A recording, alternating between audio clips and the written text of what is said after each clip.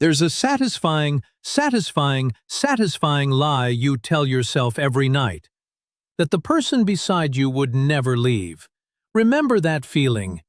The cameras were still rolling when Derek Holloway unclipped his microphone, set it on the podium with a small plastic click, and walked off the Family Feud stage. Not toward the bathroom, not toward the producer's booth, toward the exit, the actual exit, the heavy double doors that led to the parking structure, the ones contestants were told during orientation they could not use during taping. He used them.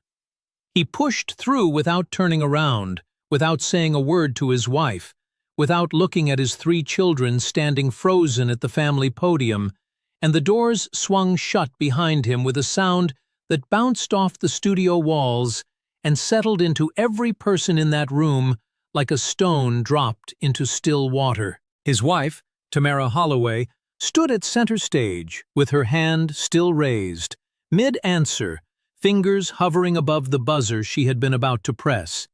Her mouth was open slightly, not in shock, not yet, in the kind of confused half-pause that happens when reality does something your brain hasn't approved. She looked at the doors. She looked at Steve Harvey. She looked back at the doors. Then she lowered her hand, straightened her back, turned to her children, 15-year-old Jalen, 12-year-old Destiny, and 8-year-old Marcus Jr., and said, in a voice so steady that 3 audience members later described it as terrifying in its calm, the words, "We're still playing."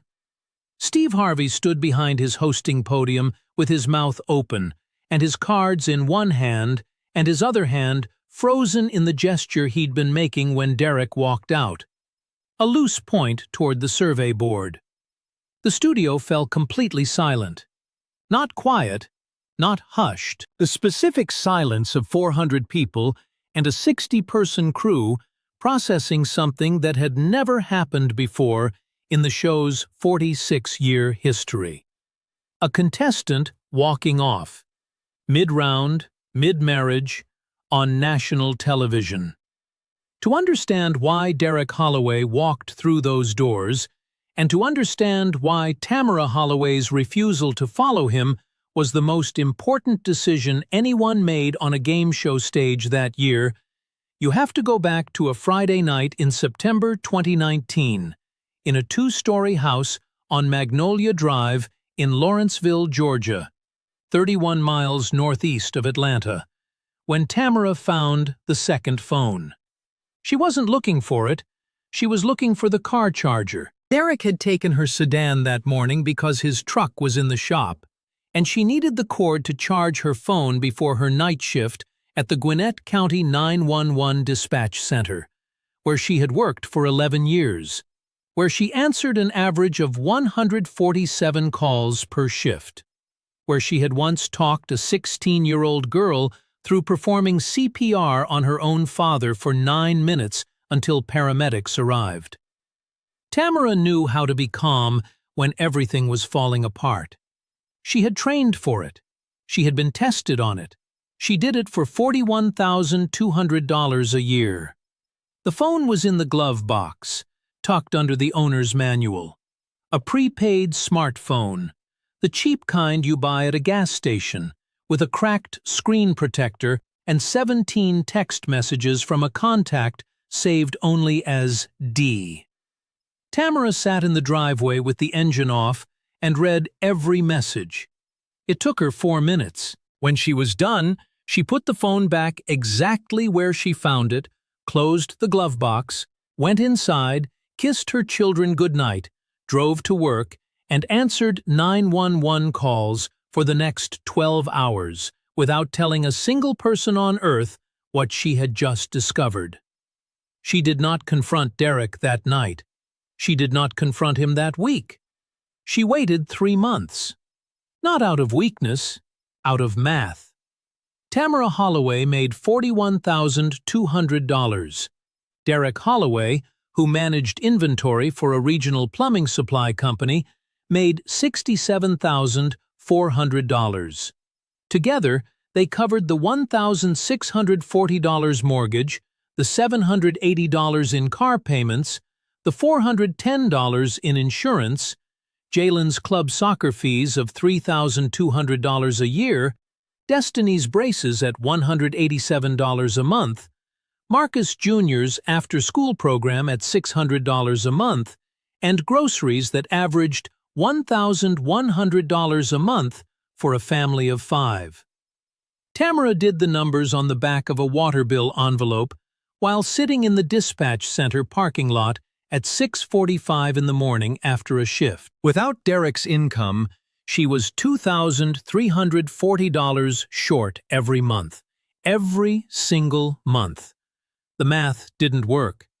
And so, Tamara did what millions of women have done before her, and millions will do after. She stayed. Not because she forgave, but because she could not afford the truth. She stopped sleeping in their bed.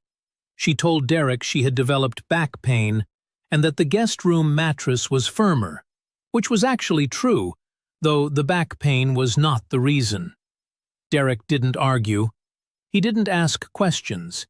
He seemed, if anything, relieved. And that relief was its own kind of answer.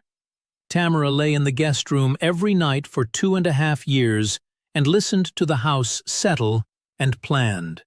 She picked up overtime shifts, 4 extra per month at time and a half, which added $824, but cost her every free Saturday. She opened a savings account at a different bank than the one they shared, one that sent no paper statements, and she deposited small amounts, $50 here, $120 there, until the balance reached $8,400. She called it the door money. Not enough to leave forever, enough to leave once, with her children, and land somewhere with a roof and a lock. Jalen noticed. Jalen always noticed. He was 15 and had his father's height and his mother's watchfulness, and he had seen enough to understand that the house he lived in was held together by something other than love. One evening, while Tamara was folding laundry, Jalen sat on the guest room bed and said, "Mom, are you and Dad okay?" Tamara folded a towel into thirds, set it on the stack and said, "Your father and I are fine, baby. Every marriage has seasons." Jalen looked at her for a long time. Then he picked up a towel and started folding. He never asked again. But from that night on, he started walking Destiny and Marcus Jr. to the bus stop instead of letting them walk alone, as though something in him had decided to start holding things together in case someone else stopped. The Family Feud audition was Tamara's idea. Not for fun, not for the experience, for $20,000, the fast money prize that could close the gap between her savings and a security deposit on a 3-bedroom apartment, first and last month's rent, and 6 months of breathing room. She needed Derek on the show because the application required a family of 5. She needed him cooperative. She needed him smiling. She needed 12 more hours of performance from a marriage that had been a performance for over 2 years. Derek agreed enthusiastically. He liked the idea of being on television. He bought a new shirt. He practiced answers in the mirror. On the flight to Los Angeles, he put his arm around Tamara for a photo at the gate, and she let him. And the photo looked like a happy couple going on an adventure. And it was a lie so practiced it could have passed a polygraph. On set, the Holloways were matched against the Presleys, a loud, joyful family from Mobile, Alabama, who hugged each other constantly and finished each other's sentences. The first 2 rounds went smoothly. The Holloways won both. Derek was charming, Tamara was sharp. The kids were energized. Then, between rounds, during a brief break while crews adjusted lighting, a producer approached the family for a short on-camera segment, the kind the show uses for warmth, for human interest, for the moments between the game. The producer asked Tamara a simple question. "Tell us what your husband means to you." Tamara looked at the camera. She looked at Derek. she opened her mouth. And for the first time in 2.5 years, her training failed. The calm she had maintained through 911 calls where children were screaming, through overnight shifts where she guided strangers through the worst moments of their lives, through 27 months of sleeping alone in a guest room while smiling at breakfast, that calm cracked. Not dramatically. Her eyes filled. She blinked it away fast. She said, "He's my children's father, and I'm grateful for that." It was technically true. It was also the most devastating sentence she could have spoken, because everyone heard what she didn't say. The producer hesitated. Derek's smile flickered. Steve Harvey, who had been standing nearby getting his makeup touched up, turned his head. Round 3 started. The question on the board was, name something a wife hides from her husband. Tamara buzzed in first. She said, her feelings. It was the #1 answer. The board lit up. The audience cheered. And Derek? Something shifted in Derek. Maybe he heard it. Maybe he had known for months and had been hiding from his own knowledge. Maybe the lights and the cameras and 400 strangers stripped away whatever wall he had built. He stepped back from the podium. His face changed. He looked at Tamara with the expression of a man who has just realized that the person standing next to him left a long time ago, and he's only now noticing the empty space. He unclipped his microphone. He set it down. He walked off the stage. The studio fell completely silent. Tamara watched him go. She watched the doors close. She breathed in through her nose, out through her mouth. The technique she taught new dispatchers during their first week. The 4 count that keeps your voice steady when someone on the other end of the line is dying. She turned to her children. Jalen's jaw was tight. Destiny's eyes were wet. Marcus Jr. was gripping the edge of the podium with both small hands, staring at the doors his father had walked through, with an expression no 8-year-old should ever have to wear. Tamara walked over to her children. She knelt in front of Marcus Jr. She said, "Hey, look at Mama." He looked. She said, "We are okay. We are right here, and we are still playing this game. You hear me?" He nodded. She stood up. She turned to Steve Harvey, and she said, louder now, loud enough for the audience to hear, "Mr. Harvey, my family has 4 people standing on this stage, and we came here to play. Can we continue?" Steve Harvey's eyes were wet. He pressed his lips together. He looked at the floor for 3 full seconds.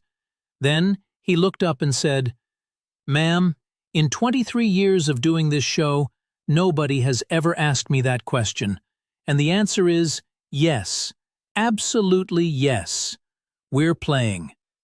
The audience erupted, not in the way they erupt for a funny answer or a big reveal, in the way that human beings erupt when they witness someone choosing dignity in real time. People stood before they knew they were standing. But Steve wasn't done. He walked around his podium, something he almost never does mid-round, and he stood in front of Tamara and her children, and he said 5 words that would be replayed, reposted, and quoted more than any punchline in the show's history. This woman right here? Unbreakable. The sound that moved through the studio was not applause. It was recognition. The collective exhale of hundreds of people who had seen that kind of strength before. In their mothers, in their sisters, in themselves. They played. The Holloways played with 4 people against 5, and Tamara played like a woman who had spent 2.5 years preparing to stand alone. She buzzed in faster than anyone on either team. She scored the highest individual points of the round. When fast money came, she and Jalen were selected. Jalen went first and put up 128 points. Tamara needed 72. She scored 91. They hit 219. $20,000. Tamara didn't scream. She didn't jump. She closed her eyes, pressed both hands flat against the podium, and breathed. Destiny and Marcus Jr. ran to her. Jalen wrapped his long arms around all three of them. The four Holloways stood on that stage in a knot so tight it looked like a single body with 8 arms, and the studio fell completely silent for the third time, because there was nothing to say that was bigger than what they were seeing. Steve let the moment live. Then he stepped forward. But Steve wasn't done. "Tamara," he said, "I want you to hear this. I've been doing this show a long time. I have seen people win money and lose their minds with happiness. I have never, not once, seen someone win the game after the person who was supposed to be their partner walked out on them. You didn't just win fast money. You won with a higher score than you would have gotten with 5 people. Do you understand what I'm telling you? You were always enough." Tamara's composure broke.